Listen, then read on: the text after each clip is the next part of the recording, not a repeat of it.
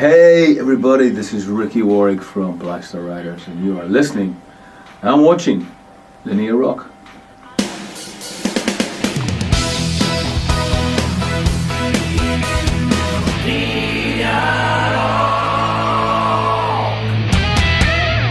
Hello, Ricky. Hello. Hello. Good to see you again. Welcome back to Milan and welcome to Linear Rock. Thank you very much. Again. Good to be here. Okay, so you're here presenting the new Black Star Riders album, third album in 4 years, which is a great achievement for a, let's say, new band. All right. Or at least actually a new name, even if you are just like a supergroup. In an industry less secure than a secret in a soap opera, as your press release states. Okay. Is it for you like a matter of vital need to produce new music constantly, or is it a sort of reaction of many years just keeping, the THIN LIZZY name alive? Wow. There's a few questions in that statement there. Well, Black Star Riders is not THIN LIZZY. THIN LIZZY keeps the THIN LIZZY name alive. We keep Black Star Riders alive. So let's just, we separate the two. We love to write and we love to play. There's no other agenda. It's not a need or necessity. We have a lot of ideas and a lot of energy and a lot of inspiration. So we're always writing. We're always coming up with ideas. So that's why we've been so prolific in the last 4 years. We're not short. We're very lucky. We don't struggle to write songs. Mm-hmm. So, it's not a case of like, well, we need 2 years or 3 years to make the next record. We're always writing. We're always working. So we're always ready to go in. Dave and I were joking last night that we could go in the studio next week and probably write another 10 songs. Because we've always got material on the go. So another album is almost ready again. Another one after that. Yeah, we might put the fourth one out before the third one. Okay. Good. Okay, so Heavy Fire, as the title defines it, is another spectacular arsenal of songs. Thank you.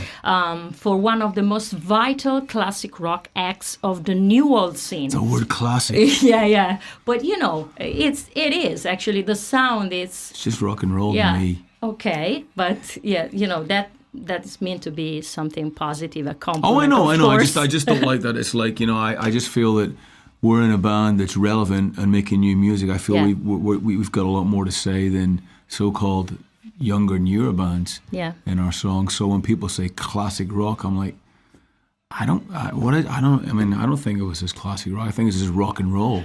And it's current to me. Yeah. It's not classic. It's not dated. It's brand new. It's vital, and it's important. It's relevant, and I feel very passionately about that, as you can tell. So to sort of say, "Oh, you're like an old classic," it's like we're not. Okay. We're prolific. We're writing new songs. We're pushing forward. We're relevant. Okay, we may not be as young as we used to be, but that ain't our fault. But you're making it, the good old way. There's a lot of essence in there. There's a lot of substance. Thank you. That's what I meant. Actually, it's very direct and intense also, this new album. And starting from its length, it's 10 songs, thank you, good night. It seems Listen, we're not hanging about, let's get it said, let's get the hooks in there and the riffs in there and and get the hell out of there, I'm a big fan of the 4-minute song. Okay. So it's a precise choice to keep it short and also to keep it fresh, maybe? Yeah, we have songs, I think, on Killer Instinct, You Little Liars, 5-6 minutes long. But if we're getting bored by it, then it's going to bore the listener. Mm-hmm. So everything should be, if it's integral and it's part of it and it's exciting, and that song is 10 minutes long, but it works on every level, that's great. But that's hard to do, to keep somebody, especially in this day and age, hooked and interested. Yeah. And I just think, all the great rock and roll songs over the years have been, 3 minutes, 4 minutes, 2.5 minutes, some of the Beatles stuff. And it says it all in that time space. And I think that's long enough. Right to the point. Yeah. You also defined this new record, Heavy Fire, which is actually coming out January, which day? No, it's coming out February the 3rd. February the 3rd, okay, the 3rd. So even longer wait, okay. Sorry. You also define it like 10 songs with their feet in the gutter, but their eyes firmly fixed on the stars. Can you comment on that? I think that's really just a thing that, we're all working class backgrounds, and we never forget where we came from, and we never forget, we have that in our work ethic and what we do. And I think we write about reality, what's going on in the world and how we see it, what's going on with our family and friends in real life and their struggles and our struggles. And I guess it comes from the heart, it comes from the soul, but we want to get out there and play to as many people as we can and reach and I guess reach for the stars, Did you work all together to the new songs as for the two previous records, or the main job is done by the couple Gorham, Johnson, with you writing the lyrics? No, that's not how it works at all. Okay. And that's not how it worked on the other records either. I handle all the lyrics, but I write a lot of the guitar parts as well. And I get together with Damon Johnson and we work up the majority of the material, and then we'll go to Scott, and Scott will have some guitar riffs which he'll throw into the mix as well, which we'll work on as well. And even Robbie Crane on this album had a couple of riffs that we worked on. But 90% of the writing is myself and Damon Johnson. Okay. All the members in Black Star Riders are American, with the exception of you, Ricky, if I'm correct. Okay, that's right. I'm definitely not American. Since you come from Northern Ireland, just like Phil Lynott, actually. He came from Southern Ireland. He came from the Republic. Ireland, though. Okay. Does this create sometimes a sort of gap between you and the Americans in the band? I've never felt so detached from a bunch of guys in my life. No, not at all. Not at all. People are people, and you're a good person or you're a bad person. And I'm in a band with 4 terrific guys that I love dearly. They're my friends. I look forward to hanging out and working with them. I've lived in the USA for 12 years, so culturally, I have a good taste of the country. And they're just good people, and they're very open-minded. And I really, where we come from really doesn't have any bearing on how we get along as friends, and we have a good understanding. I think that culturally, absolutely, Damon's from the deep south in America, grew up in Alabama, and I think that makes him what he is and comes out in his writing and his guitar playing.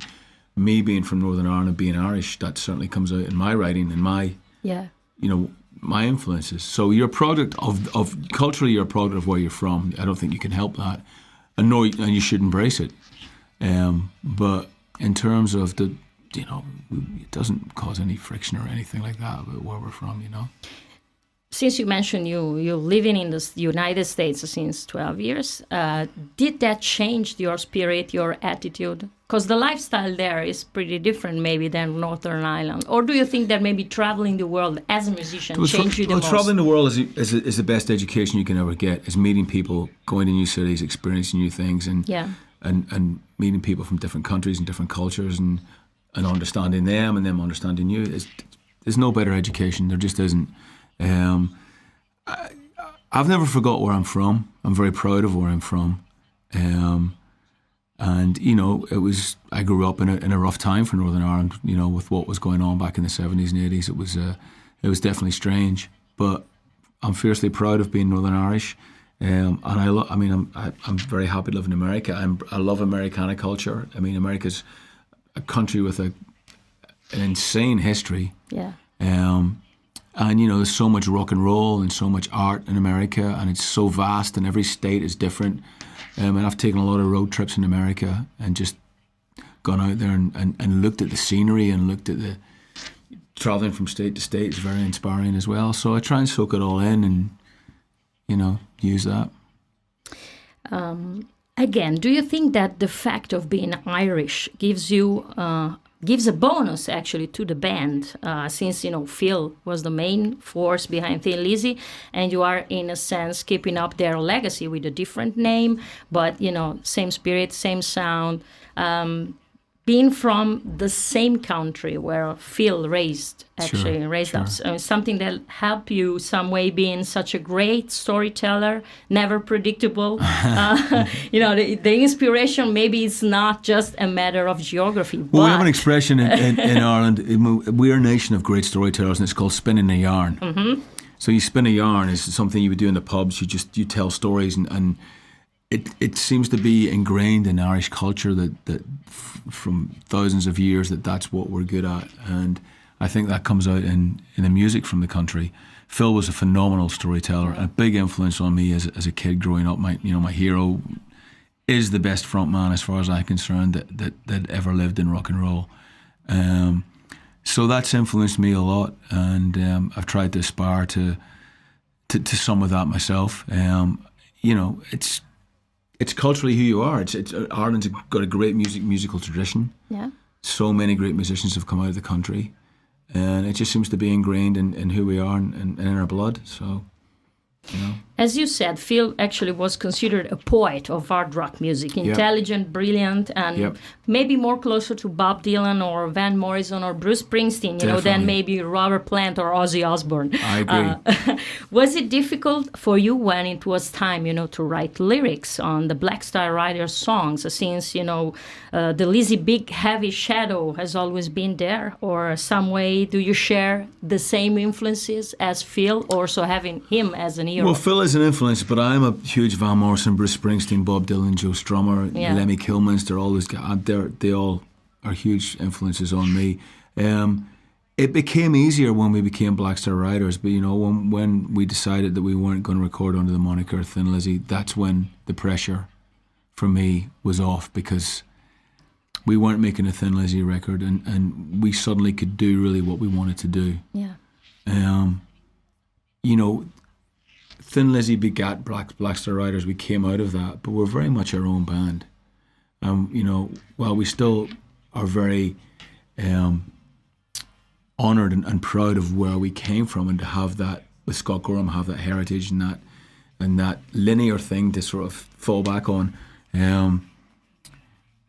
Black Star Riders, this is our third record, and we've established our own sound and our own agenda, and I just enjoy writing lyrics. I enjoy, it's easier for me to write something down and explain it than it is to talk about it most of the time. And I think when I'm writing stuff down, I can get more out of my head than if I sat and just talked to somebody about it. That's just me. Yeah. So it's quite, it's quite a thrill for me to sort of get my innermost thoughts down on paper and write. And, hopefully people will like what I have to say and agree or disagree or whatever, But I really enjoy it. I don't find it hard. I find it easy. Okay.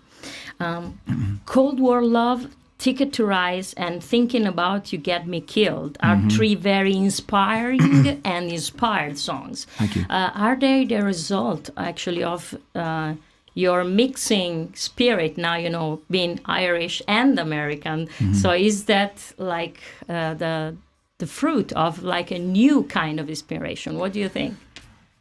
No, they're just songs. They're just songs about people. I don't think being Irish or American has much to do with where those songs came from. Those songs came out of great guitar riffs, an idea I had for a story, and then a melody line, and that's how they all evolved. Ticket to Ride is a play on the Beatles song, Ticket to Ride. I'm a massive Beatles fan, and Ticket to Ride is my favourite Beatles song ever, and I was listening to it, and I thought, Ticket to Ride, what if you had a ticket to rise? What if somebody gave you a ticket to be better and to rise above everything, and I thought, that's a great idea for a song, and that's where that came about. Cold War Love is written about a dear friend of mine that screwed up with his wife and his kids, and it fell apart, and he'd realised what he'd lost, and he's trying to get them back again. So that's really what that's about. And Thinking About You Can Get Me Killed lyrically was about a conversation that I had with a guy in Los Angeles that was living on the streets, and it was a conversation that we had, and I kind of got the lyrical idea for that song. And then musically, bring in riffs or ideas, and we rock them up and we record them, and as you start putting it together, Another song that I like in particular is Who Rides the Tiger? And, even if it was written before his election, can be considered like an anti-Trump song in a sense. There you go. Well, it was, and he hadn't won it yet, but obviously he was running. It's an anti-gun song. Okay. It's an the Second Amendment is called the Second Amendment for a reason. It's an amendment, which means that it can be changed over the years, but people fail to see it. They go, well, it was established in 1791, it's our right to bear arms. Yes, it is, but it's not your right to have a complete arsenal in your house and have assault. Let's be sensible about this. Let's make sure it's like driving a car. You make it safer over the years. Cars have got safer. They're built better. They've got better airbags, better seat belts. Sure. To me, gun law should be like that as well. People should be vetted. Their background should be checked. You should be only allowed to own so much ammunition. You should only be allowed to own, you know what I mean? Yes, it is your right, but come on, it's not 1791. We're not living in the wild frontier anymore.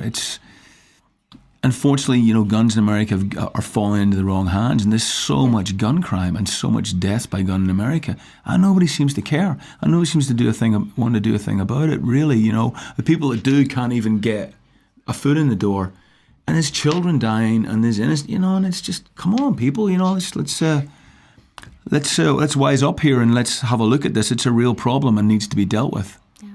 And I think that the NRA and the government are turning a blind eye, and as backhanders, and people are getting so much money off it, and it's all about let's buy more weapons and let's put more money into arming ourselves.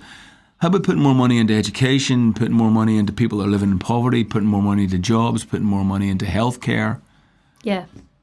So let's keep people alive instead of trying to kill them. How about that? That's a good point, yeah. Certainly. Back to the music.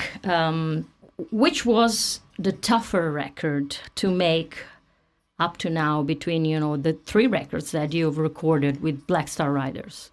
Good question. Probably the first record, because it was the first record. And there was that whole indecision when it was going to be Thin Lizzy for a while, and then we, obviously changed the name, and it became Black Star Riders. But we didn't know. We knew the songs were good, but we didn't know how people were going to accept it. And I think that was the scary thing, that we knew we had great songs, we knew we made a great record, but that doesn't count for anything if the people don't go and buy it and support you, because they make it happen. I always say we can make it rock and try to make it rock as much as we want, but the people, the good people out there that go and buy the stuff, they make it roll. Yeah. They're the ones that make it roll. And without them, there's nothing. And I think that was the scariest thing. Are they going to like this? Are they going to be into it? Are they going to support us? And they did, bless them. And here we are, album number 3. Last summer, you played some gigs as Thin Lizzy to celebrate the 40th anniversary of the band and the 30th since Phil's death. Mm-hmm. Was it just due to the celebration, or how do you manage to keep, the 2 experiences separated, being basically, the same lineup in the end? Well, it's not really, because you don't have Robert Crane and Jimmy DeGrasso here on Black Star Riders, and they're a huge integral part of Black Star Riders, and they're not in Thin Lizzy, but very, very much part of Black Star Riders. So there's your difference right there. That's Scott's thing. Scott really, Thin Lizzy's Scott's band, and he wanted to celebrate, like you said, the 40th anniversary Jailbreak and the passing of Phil. Anytime Scott asks me to sing those songs, I will, because it's a dream come true for me and an honour to sing them. Yeah. And Scott said, hey, do you want to do 5 or 6 Thin Lizzy shows? I'm like, absolutely. Yeah.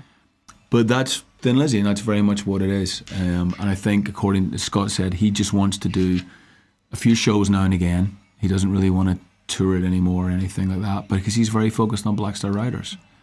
And that's our primary concern, and that's the thing that we are putting all our effort into. But it's nice to be able to go out and do a few Thin Lizzy shows now and again. And it was great fun. It was really, really good fun to do those shows. We had Tom Hamilton from Aerosmith on bass, Scott Travis on drums, and Ian Hawkland from Europe played one of the Swedish festivals. And it was just, we had fun. And it was a celebration. It's a celebration of Thin Lizzy. Nothing more. Let's go out, celebrate these great songs, celebrate the legacy, and play these songs. So that's it. I mean, or you think that will be any other chances? I think there'll be some more one-off shows down the line. Okay. I don't know when, but it's up to Scott. We'll let Uncle Scotty decide that. And also the set lists are very different, of course, when you play as Black Star Riders. Most of the songs are, songs from your own records. Yeah. But you stick in some Thin Lizzy songs. Well, we do. Well, it started because when we started, we had one record. Yeah. And we were headlining shows, and we needed to, play for, 2 hours, hour and 40 minutes or whatever. So we had to dip into the Thin Lizzy catalogue and what an amazing catalogue to be able to go and say, okay, well, half this will be Thin Lizzy. Second album, obviously more, and now we're on the third record, so. Yeah. And people now know it's Black Star Riders, and they're coming to a Black Star Riders show, not a Thin Lizzy show. So, there'll maybe be 1 or 2 Thin Lizzy songs in the set this time around. And which are the 2? I don't know. Thin Lizzy songs that you cannot actually, make a show without. You, Ricky. Listen, I'm one of these people that you have to play the hits. I think it's great to do the sort of the deeper cuts, and there's so many amazing. But people want to hear The Boys Are Back in Town. They want to hear Jailbreak. Yeah. They want to hear the Cowboy Song. They want to hear Waiting for an Alibi, Dancing in the Moonlight. Those are the big songs. Okay, and those will always be there. Yeah. Okay. You and Joe Elliott from Def Leppard are great friends. Yep. You worked in the studio, Ricky, with the Leppards, and you also served as Elliott's best man at his wedding in 2004. When and where, did you very first met with Joe, and was it like friendship at first sight? It was. I remember very clearly. I was living in Dublin. And I had the Almighty had just split up, and I had a punk band called Sick, and we were working on our first record at a rehearsal studio. And one of the big rooms, David Bowie was rehearsing in, and we were in there every day, and he'd been in for a couple of months, and he was, as we all know, an amazing guy, and he wanted to try out some new material, so he invited everybody sort of that was in there was a complex called The Factory, a big rehearsal studio in Dublin.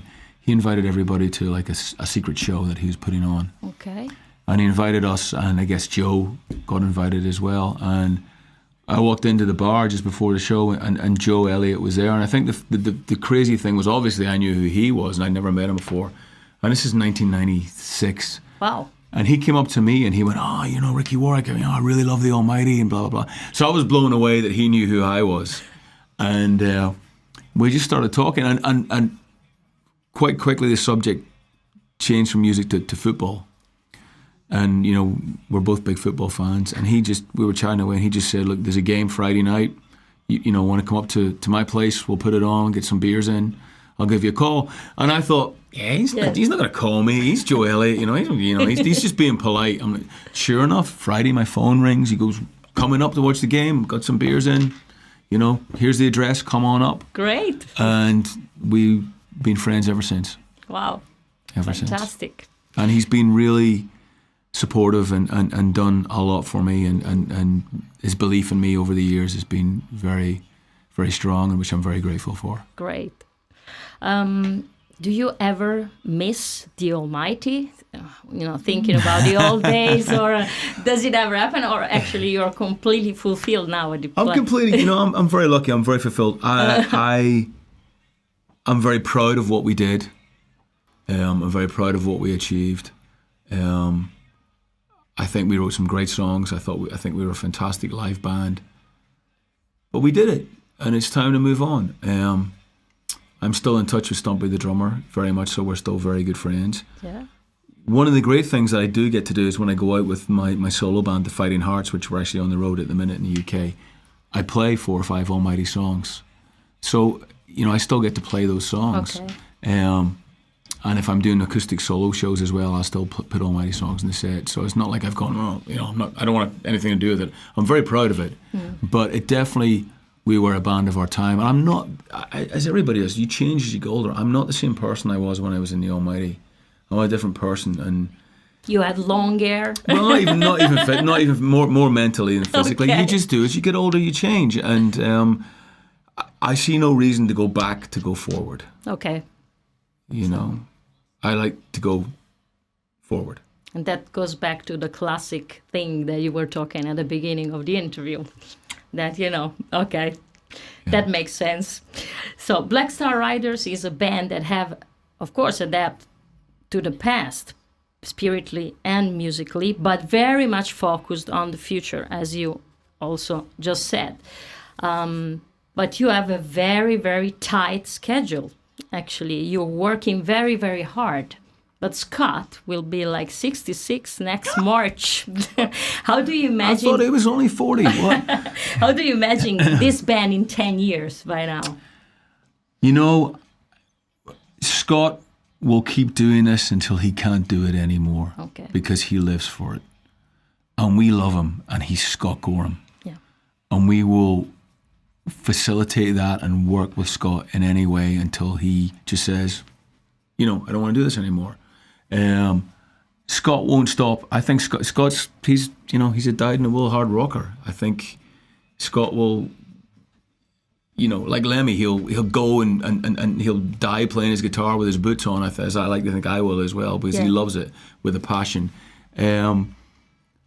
I feel Black Star Riders, and I know that I've talked to Damon and Robbie, but we're just getting started. I feel I know we're on our third album, but we're just beginning as a band. I can't predict what the future is going to hold. I don't know. I hope Scott's a big part of that for as long as possible, because he's given us life. He's gave us the opportunity to come into Thin Lizzy and to develop into Black Star Riders, and I owe him everything for giving me that opportunity. And he's a dear, dear friend, and you know, he's still kicking ass. He's still playing great. He still looks great.